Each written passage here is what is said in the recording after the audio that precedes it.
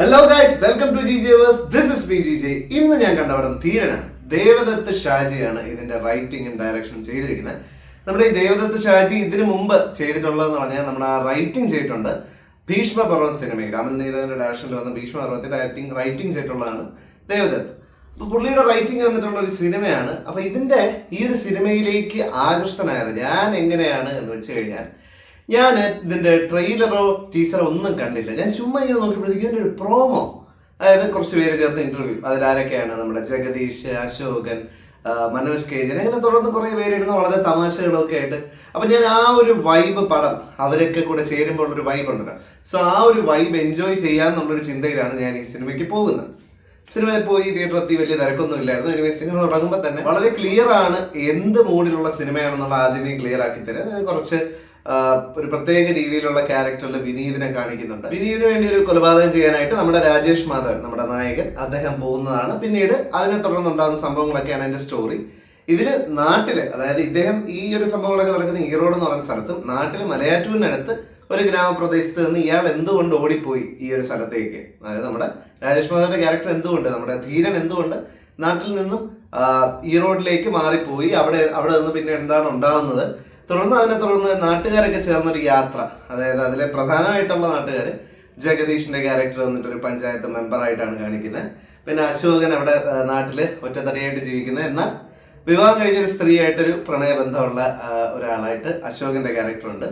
ഭാര്യയെ ഉപേക്ഷിച്ച് പോയ ക്യാരക്ടറായിട്ട് മനോജ് KJനും, പിന്നെ നാട്ടിലെ ഒരു തക്കടതരിയുടെ മോഷണമൊക്കെ ആയിട്ട് സുധീഷും, അങ്ങനെ കുറെ ടിപ്പിക്കൽ ആയിട്ടുള്ള കുറെ ക്യാരക്ടേഴ്സ് ആയിട്ട് എല്ലാവരും വന്നിട്ട് അങ്ങനത്തെ ഒരു രീതിയിൽ ഒരു കൂട്ടായ്മയായിട്ട് പോകുന്നതാണ് ഇതിന്റെ ഒരു സിനിമ. ഈ സിനിമയുടെ ഒരു മുക്കാൽ ഭാഗവും ഒരു ആംബുലൻസും അതിനകത്ത് തുടർന്നുണ്ടാകുന്ന ആംബുലൻസിനകത്ത് ഉണ്ടാകുന്ന സംഭവങ്ങളും കാര്യങ്ങളൊക്കെയാണ്. പിന്നെ സിദ്ധാർത്ഥ് ഭരതൻ ഇതിനകത്ത് ഒരു പ്രധാന വേഷം ചെയ്തിട്ടുണ്ട്. അദ്ദേഹത്തിന്റെ വേഷം നന്നായിട്ട് അദ്ദേഹം ചെയ്തിട്ടുണ്ട്. ഈ സിനിമയുടെ ആ ഒരു നട്ടല് ഞാൻ പറഞ്ഞല്ലോ, ആ ഒരു ഹ്യൂമറാണ് ഫസ്റ്റ് ഹാഫിൽ ഇങ്ങനെ നല്ല രീതിയിൽ കൊണ്ടുപോകുന്നുണ്ട്. ഫസ്റ്റ് ഹാഫ് തീർന്നപ്പോഴത്തേക്ക് എന്റെ മനസ്സിൽ ഓടി വന്നത് മരണമാസ്, പിന്നെ അവിടെ ആടിന്റെ ഫസ്റ്റ് പാർട്ടാണ്. ആ ഒരു കൈൻഡ് ഓഫ് കുറച്ച് തമാശകളും കുറച്ച് സീരിയസും കുറച്ച് ത്രില്ലിങ്ങും ഒക്കെ ആയിട്ടുള്ള ഒരു സിനിമ ഇങ്ങനെ പോകും. ഫസ്റ്റ് ഹാഫ് കഴിഞ്ഞ് സെക്കൻഡ് ഹാഫ് തുടങ്ങുമ്പോഴത്തേക്ക് ഇതിനകത്തേക്ക് ഒരു ശരവണൻ എന്ന് പറഞ്ഞ ക്യാരക്ടർ അത് വരുന്നുണ്ട്. അത് മുതലാണ് ശരിക്കും പറഞ്ഞാൽ ഈ സിനിമ ഭയങ്കര ഒരു കൂപ്പ് കുത്തി ഡിക്ലൈൻ ചെയ്യാന്ന് പറയില്ലേ, ആ ഒരു സാധനമാണ് ഉണ്ടായിട്ടുള്ളത്. ഈ ശരവണൻ എന്ന് പറഞ്ഞ ക്യാരക്ടർ ചെയ്തിരിക്കുന്ന ആക്ടർ ഞാൻ ഗൂഗിൾ ചെയ്ത് നോക്കി കിട്ടിയില്ല. നിങ്ങൾക്ക് ആർക്കെങ്കിലും അറിയാമെങ്കിൽ കമന്റ് ബോക്സിൽ പറഞ്ഞോളൂ. ഒരു വയ്യാത്ത ഒരു മനുഷ്യൻ, അതായത് നല്ല പ്രായം തോന്നുന്ന ഒരു മനുഷ്യനെ ഡൈയൊക്കെ അടിച്ച് കൊണ്ട് ബനിയനും അതിന്റെ മേളിൽ കൂടെ ഷർട്ടും പിന്നെ തമിഴ്നാടിന്റെ സ്റ്റൈലായിട്ടുള്ള ലുങ്കിയും എല്ലാം കൂടെ എടുത്ത് നിർത്തിയിട്ടുണ്ട്. എന്തോ ഭയങ്കര സംഭവമാണ് ശരവണൻ എന്ന് പറയുന്നത്. ശരവണനെ കണ്ടാൽ പോലും നമുക്കൊന്നും തോന്നില്ല, ഒരു ഇമ്പാക്ട് ഇല്ല, ഒരു മാസ് ഇല്ല, ഒരു ഓറ ഇല്ലാത്തൊരു ക്യാരക്ടർ. എന്നാൽ ആ ഒരു ക്യാരക്ടറിന് ലുക്കൊക്കെ കൊടുത്തിരിക്കുന്നത് നമ്മുടെ SJ സൂര്യയൊക്കെ പോലെയാണ്. SJ സൂര്യയുടെ 10 എനർജി പോലും ഈ ശരവണൻ എന്ന് പറഞ്ഞ ക്യാരക്ടർ ഡെലിവറി ചെയ്തിട്ടില്ല. എന്ത് കണ്ടാലും ഇങ്ങനെ അന്താളിച്ച് ഇങ്ങനെ നിൽക്കുന്ന ഒരു വില്ലൻ. എന്ത് പറഞ്ഞാലും, നല്ലത് കേട്ടാലും ചീത്തത് കേട്ടാലും എന്ത് പറഞ്ഞാലും ചിരിക്കാതെ അന്താളിച്ച് നിൽക്കുന്ന ഒരു വില്ലനായിട്ടാണ് ഈ ശരവണൻ എന്ന് പറഞ്ഞ ആളുടെ ക്യാരക്ടർ വന്നിരിക്കുന്നത്. ഒരു ഓറയും തോന്നുന്നില്ല, വളരെ ഒരു ഡിക്ലൈൻ ആയിട്ട് തോന്നി. ആ ഒരു ക്യാരക്ടറിന്റെ ഇൻട്രൊഡക്ഷനോടുകൂടി പിന്നെ ലാസ്റ്റ് എന്തൊക്കെയൊക്കെയോ നടക്കുന്നു. അതായത് ഈ സിനിമയുടെ ആ ഒരു ഹ്യൂമറും കാര്യങ്ങളും എല്ലാം മാറിയിട്ട് പിന്നെ പഴയ പ്രിയദർശൻ ചിത്രങ്ങളിലെ പരിപാടി പോലെ കൂട്ടയടിയും ഗോഡൌണിനോട്ടുള്ള ഇടിയും അങ്ങനത്തെ കുറെ പരിപാടികൾ ഇവർ ചെയ്യാനായിട്ട് ശ്രമിച്ചു. പക്ഷെ എനിക്ക് പേഴ്സണലി തോന്നിയത് അതെല്ലാം വന്ന് വളരെ രീതിയിൽ പാളി എന്നുള്ളതാണ്. കാരണം ഇതിൽ ഉദാഹരണത്തിന് നമ്മളിപ്പോൾ ഒരു ബാർ സെറ്റപ്പ് ഇങ്ങനെ കാണിക്കുന്നു. ബാർ സെറ്റപ്പിൽ ഒരാളിരുന്ന് മദ്യപിച്ചുകൊണ്ടിരിക്കുന്നു, അവിടത്തേക്ക് ഒരു ഫൈറ്റ് വരുന്നു, അയാൾ അതിൽ ഇടപെടുന്നു, അപ്പോഴാണ് അതിലൊരു രസമുള്ളത്. ഇത് നേരത്തെ പ്രിപ്പയർ ചെയ്ത് ഞാൻ കൂടുതൽ എന്താ പറയുക സ്പോയിൽ ചെയ്യുന്നില്ല. ഇതിന്റെ ആൾക്കാർ തന്നെ ഇതിന്റെ ട്രെയിലറിൽ തന്നെ ഇതിന്റെ ഏറ്റവും വലിയ സ്പോയിലർ ട്രെയിലറിൽ തന്നെ ചെയ്തു വെച്ചിട്ടുണ്ട്. അതെന്തിനാണെന്ന് എനിക്കറിയില്ല. ട്രെയിലർ എഡിറ്റ് ചെയ്യുമ്പോഴത്തേക്കും ശരിക്കും പറഞ്ഞാൽ ഒരു ശ്രദ്ധയോടുകൂടി ചെയ്തിരുന്നെങ്കിൽ, ആ ഒരു സ്പോയിലർ എലമെന്റ് ഇല്ലാതെ ചെയ്തിരുന്നെങ്കിൽ, ഇതിപ്പോ എനിക്കറിയാമല്ലോ, എനിക്ക് ആ ട്രെയിലർ കണ്ടിട്ട് പോയിട്ട് ഇപ്പൊ നമുക്ക് പേടിക്കാവുന്നില്ല എന്നുള്ള രീതിയിൽ നമ്മൾ എഴുതാൻ കാണും. കാരണം ട്രെയിലറിൽ കാണിച്ചൊരു സാധനം സിനിമയിൽ വരുമ്പോഴത്തേക്കും നമുക്ക് മനസ്സിലാവും ഇത് ഇങ്ങനെയൊക്കെ നടക്കുകയുള്ളൂ എന്നുള്ള ഒരു ഐഡിയ കിട്ടും. സോ ട്രെയിലർ കട്ട് ചെയ്തപ്പോഴത്തേക്ക് ആ ഒരു പോർഷൻസ് ഒക്കെ അവോയ്ഡ് ചെയ്തിരുന്നെങ്കിൽ മേ ബി ആ ഒരു സ്പോയിലർ എലമെന്റ്സ് മാറി കിട്ടിയാണ്. എനിവേസ് ഇതൊക്കെയാണ് ആ ഒരു സിനിമയുടെ കഥയും ആക്ടിങ്ങും ആയിട്ട് ബന്ധപ്പെട്ട് എനിക്ക് പറയാനുള്ളത്. മ്യൂസിക് വർക്ക് നല്ലതാണ്, ക്യാമറ കുഴപ്പമില്ല, ഭയങ്കര കിട്ടില്ലെന്നൊന്നും പറയാനില്ല.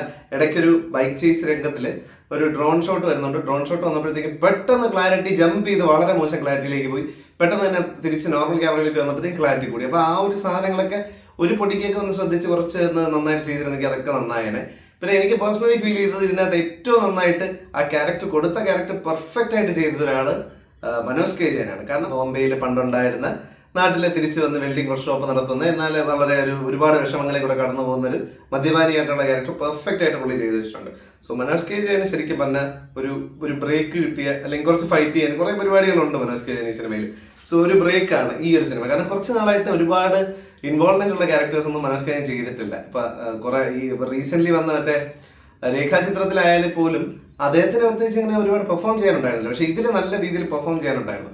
സോ അദ്ദേഹത്തിന്റെ ആ ഒരു ഇതൊക്കെ കണ്ടപ്പോഴത്തേക്ക് എനിക്ക് നല്ല ഒരു പെർഫോമൻസ് ആയിട്ട് തോന്നി. പക്ഷെ ഇതിൽ മെയിൻ ക്യാരക്ടറായിട്ട് വന്നിട്ടുള്ള രാജേഷിന്റെ കാര്യമാണ് കഷ്ടമായി പോയത്. കാരണം ഇതിൽ ധീരൻ എന്ന് പറഞ്ഞ ക്യാരക്ടറിന് ഒരു തരത്തിലുള്ള ഒരു ഇമ്പാക്ട് ഉണ്ടാക്കാനോ ഒന്നും അദ്ദേഹത്തിന് സാധിച്ചിട്ടില്ല. എനിക്കറിയില്ല, maybe why did the crew cast him എന്നുള്ളത് നമുക്കറിയില്ല. എന്തോ ഒരു കാരണമുണ്ട്. കാരണം ഒരു വളരെ മെലിഞ്ഞ് ആ ഒരു രൂപപ്രകൃതിയിലുള്ള ഒരാള് ഇത്രയും വലിയൊരു കാര്യം പുൾ ഓഫ് ചെയ്യുന്നു എന്നുള്ള കാണിക്കാനായിരിക്കാം.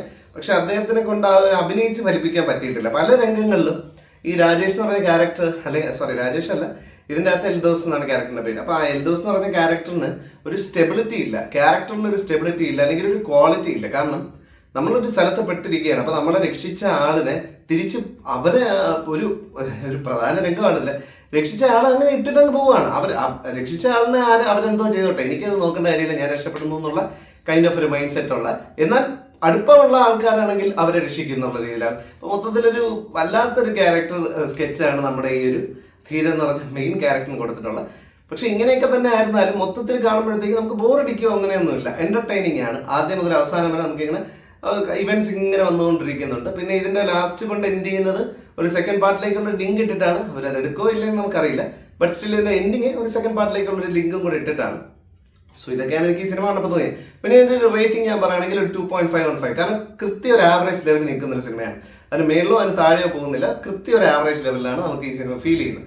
എല്ലാം കൊണ്ടും ഫൈറ്റ്സ് ആയാലും ഇതിൻ്റെ അകത്തുള്ള പാട്ടുകൾ, പിന്നെ അല്ലാതെ കുറച്ച് അല്ലറ ചില്ലറ തമാശകൾ, പിന്നെ ചേസിങ്ങും പരിപാടികൾ എല്ലാം നല്ല രീതിയിൽ എടുത്തു വെച്ചിട്ടുണ്ട്. പക്ഷെ അവിടെ ഇവിടെയായിട്ട് കുറച്ച് പാളിച്ചുകളൊക്കെ ഉള്ളതുകൊണ്ട് മാത്രം ഒരു ആവറേജ് ആയിപ്പോയ ഒരു സിനിമയാണ്. സോ ഇതാണ് എനിക്ക് ധീരൻ എന്ന് പറഞ്ഞ സിനിമയെ കുറിച്ച് തോന്നിയ അഭിപ്രായം. തികച്ചും പേഴ്സണൽ ആയിട്ടുള്ള ഒപ്പീനിയനാണ് പറഞ്ഞത്. നിങ്ങൾക്ക് നിങ്ങളുടേതായ അഭിപ്രായങ്ങൾ ഉണ്ടെങ്കിൽ ഈ സിനിമ കണ്ടവരാണെങ്കിലൊക്കെ കമന്റ് ബോക്സിൽ രേഖപ്പെടുത്തുക. വീഡിയോ ഇഷ്ടപ്പെട്ടെങ്കിൽ ലൈക്ക് ചെയ്യുക, ഫ്രണ്ട്സിനും ഫാമിലിക്കും എല്ലാവർക്കും ഒന്ന് ഷെയർ ചെയ്ത് കൊടുക്കുക. GJ Verse എന്ന് പറഞ്ഞിട്ട് ഈ ചാനൽ ഒന്ന് സബ്സ്ക്രൈബ് ചെയ്യുക. ബെൽ ബട്ടൺ കൂടി എനേബിൾ ചെയ്ത് കഴിഞ്ഞാൽ ഞാൻ അപ്ലോഡ് ചെയ്യുന്ന വീഡിയോസിൻ്റെയൊക്കെ നോട്ടിഫിക്കേഷൻസ് നിങ്ങൾക്ക് അപ്പം കിട്ടുന്നതായിരിക്കും. മറ്റൊരു വീഡിയോ കാണാതിരിക്കും. It's me GJ signing off. By.